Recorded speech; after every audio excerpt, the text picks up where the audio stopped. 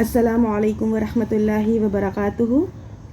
آج کی حدیث عن ابی موسیٰ الاشعری رضی اللہ عنہ قال قال نبی صلی اللہ علیہ وسلم ما احد اصبر علی اذى سمعہ من اللہ یدعون له الولد ثم یعافیہم ویرزقہم۔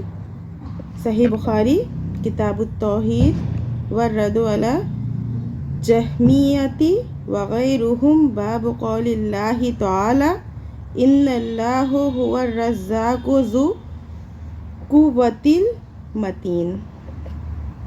ترجمہ اس حدیث کا، حضرت ابو موسیٰ اشعری رضی اللہ عنہ روایت بیان کرتے ہیں کہ نبی کریم صلی اللہ علیہ وسلم نے فرمایا، اذیت ناک اور تکلیف وہ بات سن کر اللہ سے زیادہ صبر کرنے والا کوئی نہیں ہے۔ وہ مشرکین اس کی طرف اولاد کی نسبت کرتے ہیں اور وہ اس کے باوجود انہیں عافیت دیتا ہے اور رزق عطا کرتا ہے۔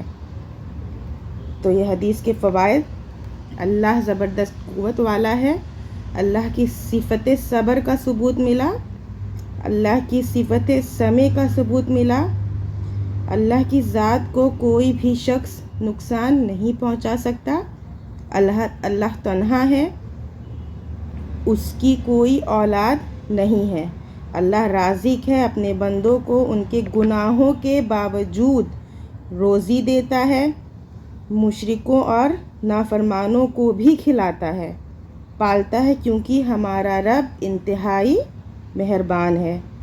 اللہ جلد انتقام نہیں لیتا۔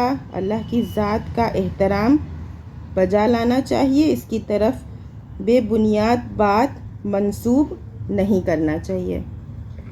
ایسی ہی حدیثوں کو سننے کے لیے please like, do share and subscribe my channel. Thank you for watching this.